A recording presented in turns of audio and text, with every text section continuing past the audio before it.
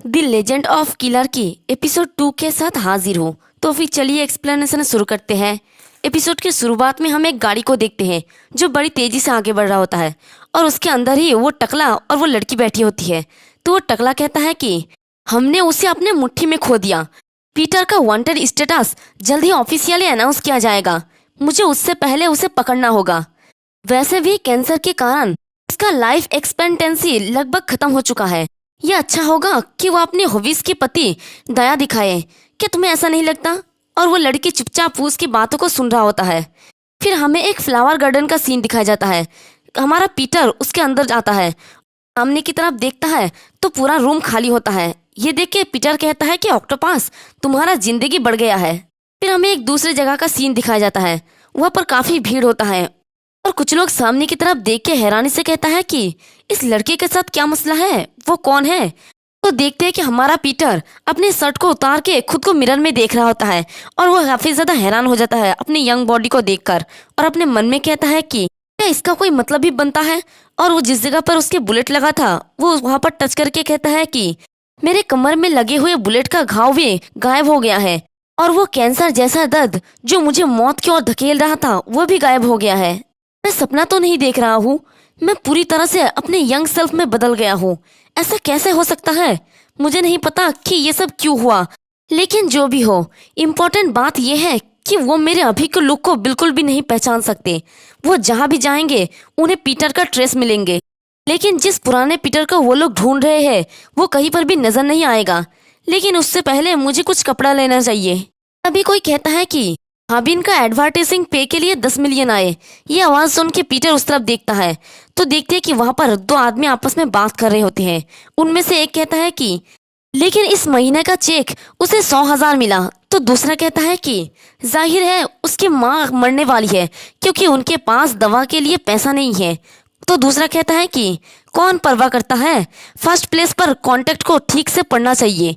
तो दूसरा कहता है कि वो दोनों ही वहां पर स्मोक कर रहे थे, इस वजह से उनकी धुआं सभी लोगों को चुभ रहा था। तभी एक बच्चा कहता है कि डैड, मुझे सांस लेने में दिक्कत हो रहा है। तो उसका डैड कहता है कि चलो बाहर चलते हैं। तो उनमें से जो पतलू होता है वो कहता है कि और तुम उन पैसे से भी एलवीएस पहन रहे हो, तुम कितने बड़े कमीने ठग हो। तो मोटा कहता है कि तुम कमीने हमारे सीईओ ठग हैं, तुम्हें पता नहीं होगा ये कपड़े बिजनेस का हिस्सा है। अगर तुम अपने एलवी के आस्तीन को पीछे करके अपने वॉचेस दिखाए जब हम कांटेक्ट बना रहे हैं तो आजकल के बच्चे 2 बार भी नहीं सोचेंगे और तुरंत अपने स्टैम्प पर साइन कर देंगे। तभी हमारा पीटर कहता है कि hey young man, I am sorry but ये नो स्मोकिंग एरिया है, तो क्या तुम लोग बाहर जाकर स्मोक कर सकते हो। वैसे यहाँ पर पीटर लोगों को यंग मैन कह रहा है क्योंकि हमारा पीटर भले ही यंग बन गया है लेकिन उसका इनर सेल्फ तो अभी भी बुढ़ा ही है ना, इसलिए वो कह रहा है। उसकी बातों को सुनकर वो पतलू कहता है कि ये कमीना क्या है, क्या तुमने हमसे ये कहा है। तो पीटर कहता है कि क्या तुम दोनों के अलावा यहाँ कोई और स्मोक करने वाला है। तो ये सुन के वो पतलू कहता है कि अगर तुम ह्यूमंस के लिए सम्मानजनक शब्दों का यूज नहीं करोगे तो तुम्हें तब तक पीटा जाएगा जब तक कि तुम मर नहीं जाओगे, तुम यंग लिल फक। तो वो मोटू हमारे पीटर के कंधे जोर जोर से थपथपाते हुए कहता है कि fuck off you little shit, मैं तुम्हें जाने दूंगा कि आज मैं अच्छा फील कर रहा हूँ, कहीं और मत घूमो, अगर ऐसा करोगे तो तुम जल्द ही मर जाओगे। तो उन लोगों की बातें सुनकर पीटर वहां से जाते जाते अपने मन में कहता है कि राइट, चलो इस तरह के लोगों के साथ अपना समय बर्बाद ना करें। और उसे जाते हुए देखकर वो मोटा कहता है कि आह, ये कमीना यहाँ पर टफ एक्टिंग करने का कोशिश कर रहा था, क्या वो मरना चाहता है। तो हमारा पीटर उस रूम से बाहर नहीं जाता बल्कि उसकी डोर को लॉक कर देता है और अपने मन में कहता है कि चलो टाइम बर्बाद ना करें और इसे जल्दी से खत्म करें। तो उसे दरवाजा लॉक करके वापस आते हुए देखकर वो मोटा कहता है कि हे ये लड़का क्या कर रहा है, मैनर्स इंसान बनाता है। ये सुनकर वो पतला कहता है कि अरे मैनर्स इंसान को बनाता है पागल। हमारा पीटर गुस्से में अपने हाथ के स्लीव्स को ऊपर उठाते हुए कहता है कि मैं तुम्हें दिखाता हूँ, जब तुम कोर्टियास ईस्टर्न कंट्री में एल्डर्स का सम्मान नहीं दिखाते तो क्या होता है। तो ये सुन के वो मोटा कहता है कि ये कमीना तो लगातार बकबक कर रहा है, आज मैं तुम्हें मार ही डालूंगा, यहाँ आओ तुम कमीने। और वो जैसे ही पीटर को थप्पड़ मारने वाला होता है पीटर बहुत ही तेजी से उसके रिब पे एक जोरदार मुक्का मारता है जिसकी वजह से उस मोटे के मुंह से थूक भी निकल आता है और वो वहीं पर गिर जाता है। ये देख के वो पतलू भी अपने पास से एक नाइफ को निकाल लेता है और कहता है कि तुम कमीने हो कौन, क्या तुम जानते भी हो कि मैं कौन हूँ। तो पीटर पीछे नहीं मुड़ता और वही से कहता है कि मैं नहीं जानता कि तुम कौन हो, लेकिन मैं इस नाइफ को जानता हूँ, ये पॉकेट नाइफ है। ये सुनकर पतलू कहता है कि तुम क्या बक रहे हो। तो हमारा पीटर कहता है कि तुमने इसे गलत तरीके से पकड़ा हुआ है। अगर तुम इसे इस तरह से पकड़ते हो तो तुम जब स्विंग करोगे तो तुम खुद का ही उंगली काट लोगे। तो पतलू ये सुन के चिल्ला के कहता है कि किसने कहा कि मैं स्विंग करूंगा, तुम कमीने। तो पीटर उसे कहता है कि कोई हो जो तुम्हें स्टैब करने वाला है, उनके सामने अपने हाथ मत करो। वो पतलू चिल्ला के कहता है कि अपना बकवास बंद करो, और वो पीटर के ऊपर अटैक करता है। तो पीटर बहुत ही तेजी से उसके हाथ पे एक बार करके उसकी नाइफ को उसके हाथ से छुड़ा लेता है। इसके साथ ही वो उसकी गर्दन पे बहुत सारा अटैक करता है। तो इससे उस पतलू को एक झटका लगता है और वो अपने घुटनों के बल बैठ के चिल्लाने लगता है। तो पीटर उसे कहता है कि मैं तुम्हें स्टैब नहीं करना चाहता, अगर मैं सच में ऐसा करता तो तुम अब तक 3 बार मर जाते। तो वो पतलू डरते हुए कहता है कि तो तुम कमीने, तुम कौन हो। तो पीटर कहता है कि मुझे नहीं पता कि तुम लोग किस तरह के इलीगल काम करते हो, लेकिन अगर तुम्हें पता चल गया कि मैं कौन हूँ। ये कह के वो उसके कंधे पे जोर से दबाता है, इससे वो बेचारा पतलू मेरा कंधा कंधा कहकर चिल्लाने लगता है। तो पीटर उसके कान के पास आके कहता है कि तो फिर तुम्हें यहीं पर मरना होगा, तुम यंग लिल फक। फिर वो उसे छोड़ देता है और कहता है कि मैं अब कोई भी इलीगल काम नहीं करूंगा। ये सुन के वो पतलू कुछ समझ नहीं पाता और कहता है कि क्या। पीटर कहता है कि अब से मैं सिर्फ इलीगल ही काम करूंगा। फिर हमें दूसरे सीन में देखते हैं कि पीटर अपने फोन में देख रहा होता है, उसका बैलेंस एकदम 0 होता है। तो पीटर सोचता है कि 7.6 बिलियन गायब हो गया है, और पीटर उस मोटे के कपड़े को पहन लेता है जिसमें वो काफी ज्यादा हैंडसम लग रहा होता है। लेकिन पीछे वो बेचारा मोटा पीटर की शर्ट को और अपनी चड्डी पहन के मुंह छुपाते वहां से जाने लगता है। पीटर अपने बैलेंस को देखकर अपने मन में कहता है कि जब मैंने सलाह दिया था कि कम से कम मेरे पैसे को मत छुओ, तो फिर एंड में तुम ये सब कुछ कर रहे हो। वे पीछे से जाते हुए एक लड़का लड़की बात करने लगता है। लड़की कहती है कि इस बार मुझे ग्लोरी क्लब में स्कॉलरशिप मिला है। ये सुन के वो लड़का कहता है कि ओह, ये तो बहुत ही अच्छी बात है। और उन दोनों की बातों को सुनकर पीटर अपने मन में कहता है कि मैं जिस जगह पर पला बड़ा हूँ वो ग्लोरी ऑर्फनेज था, जो एक रिलीजियस फैसिलिटी द्वारा छोटे से पैमाने पर ऑपरेट किया जाता था। और देखते हैं कि एक बड़े से बिल्डिंग में एक पोस्टर चिपका हुआ होता है जिस पर लिखा होता है हम ग्लोरी क्लब उन बच्चों को सपोर्ट करते हैं जो भयंकर फूड शॉर्टेज की वजह से सफर कर रहे हैं। और पीटर कहता है कि वो अब 50 साल के बाद जो एक जायंट कार्टेल में तब्दील हो गया है, जो पॉलिटिकल और बिजनेस के वर्ल्ड में हर कोने में अपना इन्फ्लुएंस फैला रहा है, ग्लोरी क्लब नाम के मास्क पहने हुए। ये एक ऐसा कंपनी है जिसका मैं हिस्सा रहा हूँ और मैं इसे अपने हाथों से डिस्ट्रॉय करूंगा।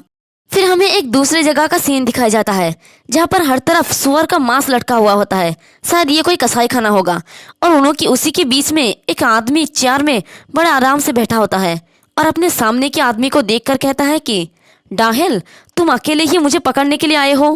तो देखते हैं कि उसके सामने वो टकला खड़ा होता है और वो कहता है कि ऐसा नहीं है कि तुम पीटर हो, तुम्हारे लेवल के लिए मेरे अकेला आना पहले से ही हमारे मार्जिन के बहुत करीब है।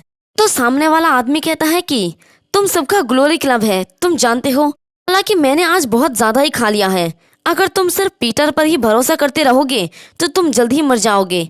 तो वो टकला कहता है कि इससे किसे फर्क पड़ता है कि कोई और जल्दी मरता है या नहीं।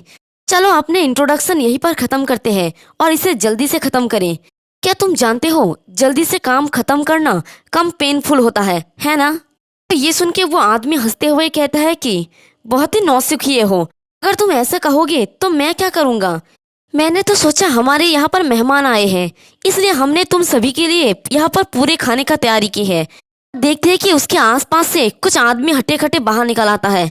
इस ग्रुप का नाम होता है वंगना मर्सनरी, और ये वेस्ट के बेस्ट प्राइवेट मिलिट्री कंपनी है जो 1984 में बना था।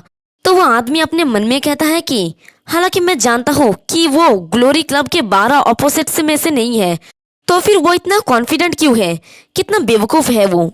और वो अपने आदमियों को कहता है कि तुम लोग क्या कर रहे हो, हमारे मेहमान इंतजार कर रहे हैं, उनके अच्छे से खातिरदारी करो।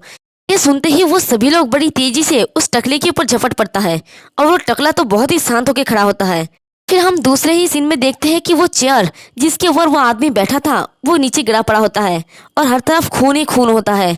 तो वो आदमी डरते हुए कहता है कि बिल्कुल नहीं, बिल्कुल नहीं, ये क्या है, कैसे एक इंसान कैसे। और वो टकला बहुत ही अजीब तरीके से कहता है कि ये कंसिडर करते हुए कि तुमने अभी सेटअप के साथ स्टार्ट कर दी है, हाँ तुम्हें जो कुछ भी मिला है वो मेरी सोच से थोड़ा ज़्यादा नरम है, यही है ना। और इसने क्या कहा मुझे भी कुछ समझ नहीं आया। तो देखते हैं कि वो टकला अपने मुंडी को पूरी 90 डिग्री तक घुमा दिया होता है पीछे की तरफ, और यहाँ तक कि उसने एक आदमी को भी पकड़ के रखा होता है, साथ ही उसने सभी आदमी को निपटा दिया होता है। और इसके बारे में हमें फिर से बताया जाता है इसका कोड नेम होता है 8 लेगेड मैन, यानी 8 पैर वाला इंसान। और इसका रैंक होता है B+, यानी ये B+ का किलर है। और इसका सिग्नेचर होता है कि अपनी पूरे बॉडी को एकदम पूरा तोड़ मरोड़ सकता है। और साथ ही नोट है कि ये जियोजित्सु का नेशनल रैंक का 1 है। और टकले को इस तरह से देखकर वो आदमी इतना ज्यादा घबरा जाता है कि वो चिल्ला चिल्ला के कहता है कि मुझसे दूर रहो, मुझसे दूर रहो। और वो टकला बड़ी तेजी से उसकी तरफ आगे बढ़ जाता है। फिर हमें दूसरी जगह उसी फ्लावर गार्डन का सीन दिखाया जाता है। वहाँ पर देखते हैं कि पहले एपिसोड में जिन दोनों को हमारे पीटर ने मारा था वो दोनों नीचे गिरा पड़ा होता है, और वहाँ पर वो टकला और वो लड़की आ गया होता है। तो टकला कहता है कि तो सारे कैमरास डिस्ट्रॉय कर दिया गया है और किसी भी हथियार का कोई भी सबूत नहीं मिला है। तो वो लड़की कहती है कि हाँ सर। तो वो टकला कहता है कि तब तो वहाँ सिर्फ एक ही पर्सन है, वो है पीटर। इस बुढ़े के पास मरने से बचने के लिए क्या ट्रिक्स है, लेकिन वास्तव में उसने हमारे लोगों को मार डाला है।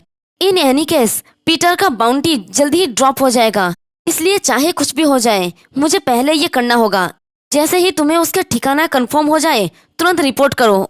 और वो लड़की तो बस पीटर के बारे में सोच रहा होता है कि वो कितने अच्छे से मुस्कुरा रहा था और उसने किस तरह से उसे बुलेट से बचाया था।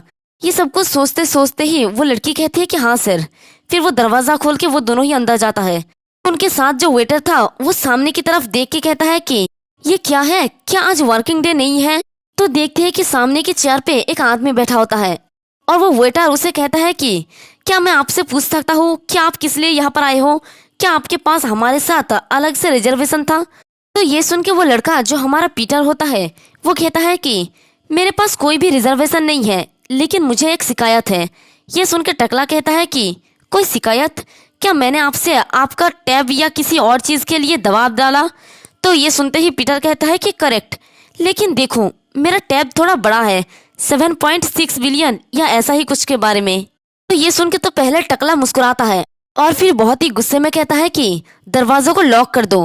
तो वो वेटर दरवाजे को लॉक करने के लिए चला जाता है, और वो टकला कहता है कि तुम पीटर से जुड़े किसी पर्सन की तरह दिखते हो, लेकिन चाहे ऐसा हो या नहीं तुम इस जगह से जिंदा नहीं जा सकोगे।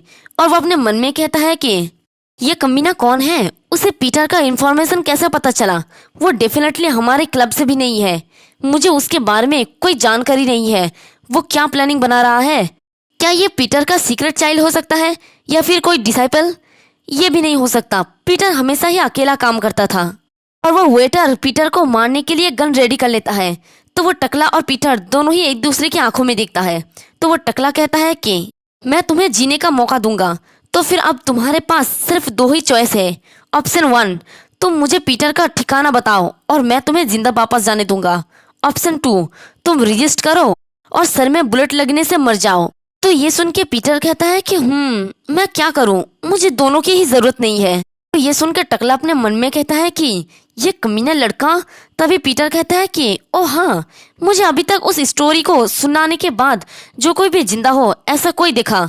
इस बारे में कैसा है। ऑप्शन 3, मैं ही पीटर हूँ। इसी के साथ हमारा ये वाला एपिसोड भी खत्म हो जाता है। एक्सप्लेनेशन पसंद आई तो कमेंट करके ज़रूर बताना, वीडियो को लाइक और चैनल को सब्सक्राइब कर देना। शुक्रिया।